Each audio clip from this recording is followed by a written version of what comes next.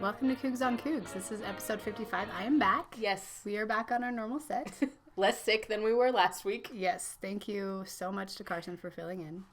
Did great. And let's get right to our quote of the week. Of course. It comes from Teddy Roosevelt, and we got this in the form of Jackson Emery. He tweeted the day after the Gonzaga loss. He said, "Believe you can, and you're halfway there." Also made me think of, I tweeted a quote from my personal account.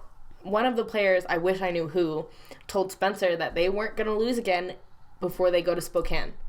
And a lot of people take issue with that. And we have a lot of doubters. So far, so good. But believe you can, and you're halfway there, right? That's right. I think that was Nick. I don't know. Was it? I think it was. We're going to talk to Robby McCombs. National Signing Day. Signing Day, which was also last week. It was a big week last week, so here's that. We are lucky to be joined by Robby McCombs, all the way from Seattle. Welcome, Robby. Nice to have you back. Good to be here. It's been a little bit. Glad I'm back on the show with you guys. Since the last time we talked to him, he became the site manager over at Vanquish the Foe, which is where our podcast is host. He's our boss now. Yeah. Yeah, I'm the boss. We have to say good things about him. That's right. Yeah, once it gets off air, you guys can say how you really feel. No, but Robby has been great, producing some really great content over there. So make sure you're following Vanquish the Foe. We'll put up that Twitter handle. We'll put up Robby's Twitter handle, which is RT McCombs. And we are going to talk about National Signing Day, which was Wednesday last week. We didn't talk about it much on the show before, just because we kind of thought it would be a good idea to recap for the more casual fans, because I know Jess and I aren't like super into recruiting, but Robby knows what's going on. So we figured we can get him to tell us. So Robby, the first question most people want to know is, who are our biggest gets? Maybe our top three. Why don't you give us that? Yeah, so there's a few guys I really like. I think the one overarching theme with this class that the staff really seemed to focus on was on the offensive and defensive line. I think you see a lot of Polynesian names in that class, and that often signifies some big bodies. So I think Kalani and crew, they definitely kind of wanted to mold what they did at Utah, just really build along the defensive line. So I think there's some really good guys there. But overall, I get three names I really like. I think Chaz Ayu. He's probably the biggest. I think we'll get to that a little bit later. He's probably the biggest signee of the day. I mean, he played at 10th U High. And you watch his highlights. He's kind of just a man among boys. Just what he does in the secondary. Just a playmaker. He's kind of like Kai Nakua, but I think he could hit harder. He could get up and stop the run a little more. So I'm really excited about him. He'll be able to play right away next year. So Chaz Ayu is one name. I think he's probably the jewel of the class, I guess you could say. Another guy that will be going to Mission first is Jackson McChesney. He's been committed to BYU for a long time, even under the Bronco regime. He's a guy who plays running back, receiver, super quick, super fast. So we won't see him for a couple more years, but I think he's a guy down the road. BYU fans will be really excited to see at the either running back or wide receiver position. And he is a McChesney, like an Austin McChesney, right? Yeah, so that's Jackson is his little brother. Okay. So Jackson's we love awesome. That brother theme, don't we? Yep. And then one other guy I like is Longi Tuifua. So he's a 4-star recruit. He is another guy that'll play right away. He'll play that defensive end spot.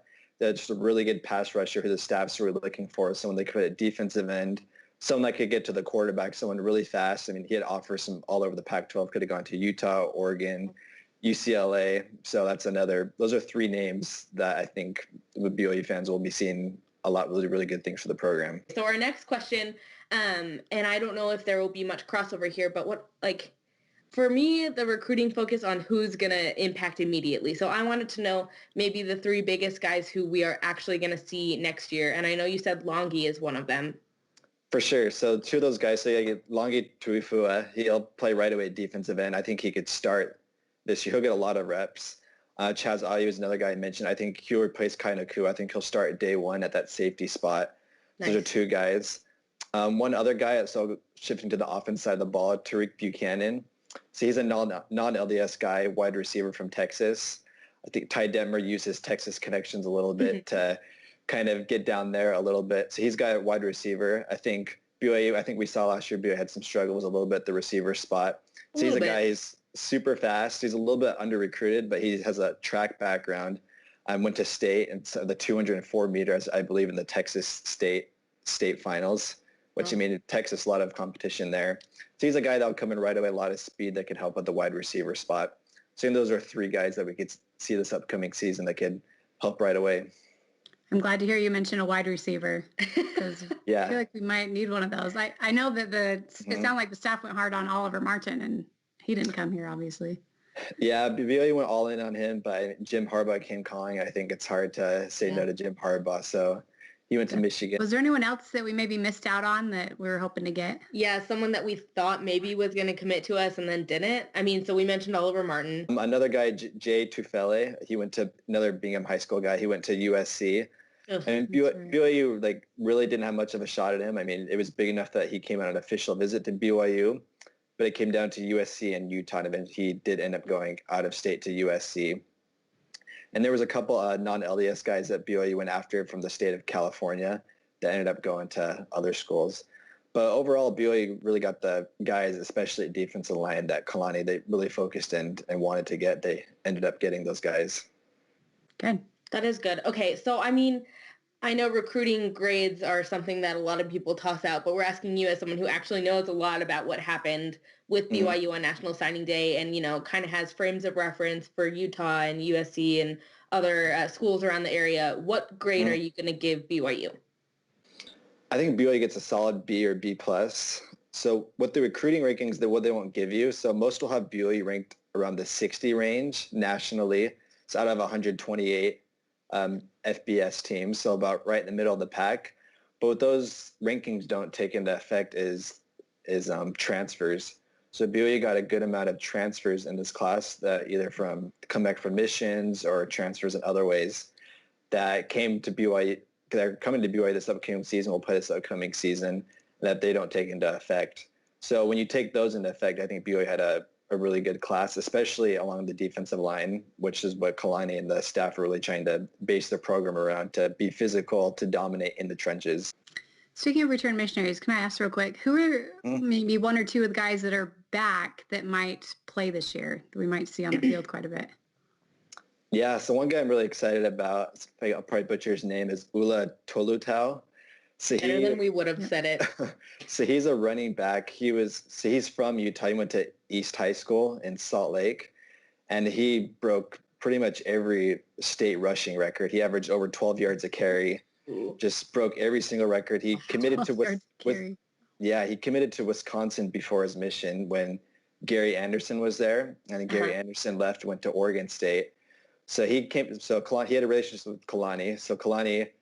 So he decided to come to BYU. He's actually enrolled right now. And I know Kalani told him they expect him to break every rushing record at BYU. They expect him to break all of Jamal's records, which I don't see personally. I mean, the staff always has super high expectations, which obviously they're excited. But I mean, he was unreal in high school. Robby wrote an article that is up on Vanquish the Phone now that lays it all out for you, all the return missionaries, the transfers, the guys who are going to have this impact in the next season, which is some really pertinent information. So definitely check that out. We will be sure to link to it in our article. The last thing that we wanted to ask you about, we have to talk about Chaz Ayu's helicopter landing, because I know we kind of heard there was some chatter about it a few days before that he was going to land a helicopter in Lavelle Edwards Stadium, and everyone was, super skeptical. I think some people thought it was a joke, and then it happened. Yeah, I mean, there's definitely different opinions. I mean, I could see people coming from people a little turned off by it. It's like, hey, just kind of sign your letter of intent and go. But personally, I didn't have too much of a problem with it. I mean, Bleacher Report, they approached him like, hey, would you want to do this video? It was good publicity for BYU. I mean, Bleacher Report, on the header of their Twitter account, they had Chaz Ayu with the helicopter on the header of their Twitter account. And he had some fun with it. I mean, it's a once in a lifetime experience. So I think when it comes down to it, I don't have too much of an issue with it. I don't think it'll affect him much. I think he's a good kid from all indications. So me personally, is bad publicity. Yeah. Why not have some fun with it? Yeah, that's kind of my view. Well, okay. Yeah. Good to talk to you again. Yeah. Robby. Thanks, Robby.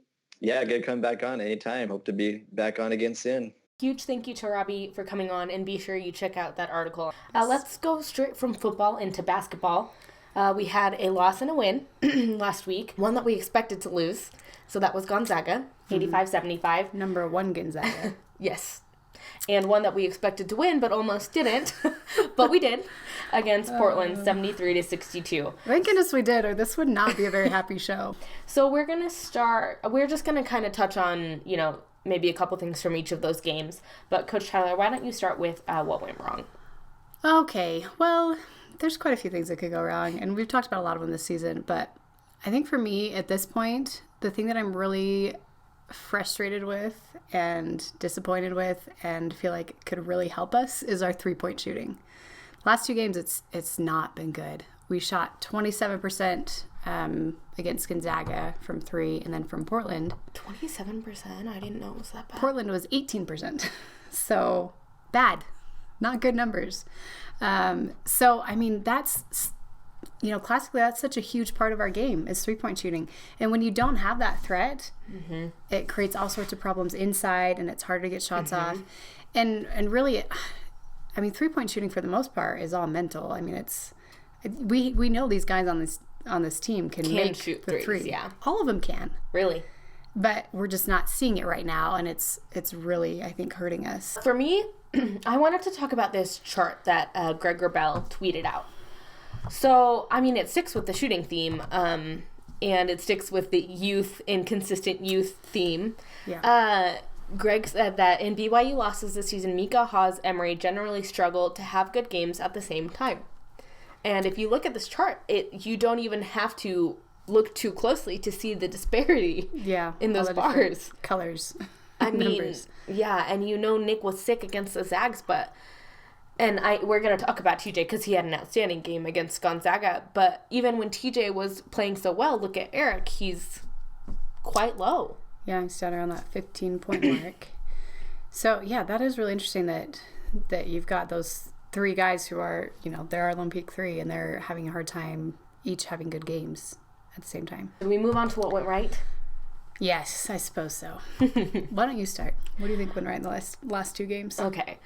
I was so happy after the Gonzaga loss. It was so weird because who's happy after a loss? Okay, but I was too. And it was partially because of how fun that game was. It was the environment was just like endorphin high, I swear. Anytime you can play a really good team like that and at least keep it close and give yourself a chance, I'm going to be happy. I mean, that was the number 1 team in the country, and we were within 6 with under 2 minutes left. Yeah, I think also I had really low expectations. I don't know about your expectations. And we exceeded my really low expectations. Oh, I thought that was some of the best defense we'd played all year at times. It was, and that is exactly what went right. Lockdown defense. It's funny to say lockdown defense when they scored 85 points, but you have to account for the fact that Gonzaga's offense is incredible. It's incredible, to say the least. They have, no flaws there. But there are no deficiencies. We forced turnovers. They had more turnovers than us, which coming from our 21 turnover week is something that I was worried I wasn't going to be able to say. I think they had at least 6 more turnovers than us, and we at one point had doubled their points off of turnovers, which you know how you do that? You play good lockdown defense. We played until the shot clock ran out. They had at least 1 shot clock violation. Yes, they did. That was my favorite thing. So, I mean, defensive effort. So, like I said, 85 points, not great. You don't really want someone scoring 85 points on you. But the effort is what we've been wanting to see and what we've talked about week after week in coaching from the couch. And I saw it against Gonzaga. And one of the things, I don't know if you want to mention this, but Davin, I think, was a huge part of that. He is. I mean, he's someone that comes in and immediately gives spark and energy and, hopefully makes the other guys want to play harder. Yeah. Because he comes in, and especially against Portland, I thought at that 1-3-1, he had a stretch where he turned that whole game around. My win right, I want to single out another player, and for me, that's TJ Haas. 3J? 3J, yep. I mean, that Gonzaga game. How great was it for our freshman, TJ Haas, to come in and play like that against the number 1 team in the country? He scored only a few fewer points than Nigel Williams-Goss, who is probably your national player of the year. Yeah, no kidding. He had 33, and then TJ had 29. And he did keep it, he kept us close, he kept us in it. When we were down by 19 or whatever, he's the one that helped us claw back into that. So I just thought it was great to see him sort of have that breakthrough, and listening to him after the game, I thought he sounded so good and confident, and I hope that continues to carry over. I mean, he had a little bit of a struggle against Portland, but everybody did. But I feel like what we talked about with Ken, his low wasn't as low as it was before. Yeah, and I feel like we saw this with Nick, too, last year, that there's a point in the season where you sort of get over that freshman hump, and I think he's there. So that is exciting. Knock on wood. But tweet us what you think went right and what went wrong, and let's hope for 2 wins this week. Talk of the town this week. We had the number 1 team in the country come to the Marriott Center. Not sure if you heard. First time ever. That was Gonzaga. So we wanted to give a shout out to the ROC, who showed up in force for that game. It was amazing. They camped out, had a super long camping line. It was cold still. It was freezing. And then they filled up all the way to the top, and I haven't seen that for a while. Me neither. And I know that Nigel Williams-Goss said that was so loud he couldn't hear himself think, so job well done. We're known for doing some mean tweets we see around the internet about TJ because people are mean, but he attracted some good positive attention over these past games. We had to share these because we've shared so many mean ones. Yes. Jeremy Harrison tweeted, BYU has a white boy that doesn't miss. And then, we do. And then we saw this one too. It says, son, this dude from BYU, really nice. Hashtag TJ Haas. So, good job, TJ. Eric Mika. He is on Kareem Abdul-Jabbar's Kareem Award watch list. So it's narrowed down to 10, and may I just say 3 out of the 10 come from the WCC. That's right. So knock our conference all you want, but we've got some standouts. Eric Mika, Karnowski, and Jock Landale from St. Mary's. Which we definitely agree with, all 3 of those. But just another huge honor for Eric. So this one is kind of a bummer. Yeah. Got the news from Jay Yeomans that Tyler Haws is going to miss up to 2 months with an injury. He got hit in the cheekbone. A freak injury, too. Yeah, in practice. And so it's going to keep him out, which is too bad because he was the 3rd leading scorer on that team and was playing really well. On to something funnier. The coaches were so fun over the National Signing Day over this past couple of days. They were just, at the SAB all day and all night. But they spoke to the ROC at the end of National Signing Day, and I believe this is a quote that came from this. Ken tweeted it out. He said, "My diet plan is to wait for the resurrection." Said Coach Taki with my new life motto. Hashtag relatable. Yeah, I mean, I think it's really cool that they do this thing with the ROC, that they're like, they'll sit down and answer questions and eat Chick-fil-A with them. Yeah, they did. So the other thing that Ken tweeted out that I thought was cool is he said that someone asked Coach Detmer what he would change this year, and he said probably get some new 2-point conversion plays. Please. It hurts, but hopefully I'll be able to laugh at it someday. I mean, hopefully we won't have to go there next season, but... Speaking of them having fun on National Signing Day. Yeah, this is from Bo Hodge. Tweet out, legendary coaches, not so legendary Mario Kart players. They look pretty serious about that. They look like they're concentrating. Kalani's sideways hat. I just thought that was so good. Speaking of Ty Detmer. Dude, the coaches are killing it this week, okay? Ty's daughter, Macy Detmer, tweeted and said, I can't. She tweeted and said, when your dad opens the door and says, catch me outside, how about that? Oh, I wish we had a video of that. That's what we need. In his little That Texas is funny accent. enough. I just picture him saying it and you die. So he's picking up some slang from the boys around the locker room, I guess. That's so great. And I love that we have Twitter that his daughters can tweet stuff about that. We want to share this picture that Reno Mahe tweeted out. Date night with Sunny at BYU men's volleyball game. So it was good to see them out, smiling, having a good time. So it's fun, and if you haven't seen it, Sunny's back to writing her column, so we'll try to share that whenever we see it. Sticking with the football theme, we had the linebackers who went on a retreat together, apparently to someone's cabin. Bonding time. I know. Fred and Butch cold. And Adam Pulsifer is the one who tweeted it out. You love that team bonding, though. I do. It's good to see them all. Nice view, too. Kyle Inouye, we need to talk about him. Because, he has his own section this week, as he should. Yes, the Super Bowl was on Sunday, if you didn't know. Kyle Inouye now plays for the Patriots. Who won in the most unlikely of manners. Won in overtime. And, man, that game was really fun. Anyway, so we had a picture of Kyle Inouye kissing the Super Bowl trophy. So, I mean, I think that's so cool for him to be traded halfway through the season. Yeah. And then end up on a Super Bowl team. And you heard his name a few times. He didn't just ride the bench. He had a couple big tackles. He played his role really well. Mm-hmm. Got some good FaceTime on the cameras. So got some good playing time, too. So fun to see. His name and number out there quite a bit. And then Greg Wrubell tweeted out that the last BYU product to play for the Super Bowl winning team was Dennis Pitta with Baltimore in 2013. So it's been 4 years. And yeah, Kyle Van Noy joining that club. We've had quite a few cute Cougars be involved in Super Bowl wins over the years. It's awesome. I think didn't we read it was 40? I think so. Over the years.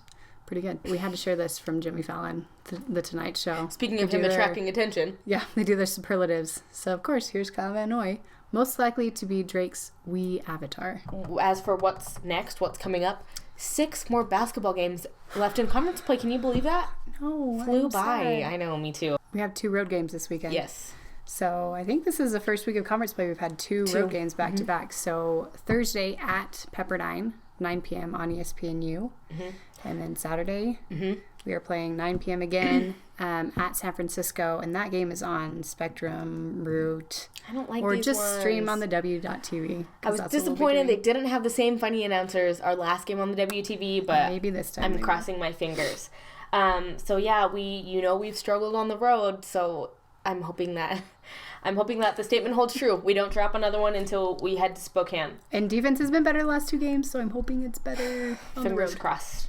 Yeah. As for our sponsors this week, our first one is 300, not the movie, but the number of wins that Coach Rose now has. We wanted to give a huge congrats to one of our favorites. Definitely. Our sponsor number 2 is chicken, President Karnowski's favorite protein. Not protein. Protein. We'll link to that video. May you always stay loyal to the white and blue. For Jess, I'm Mary. We'll see you next week.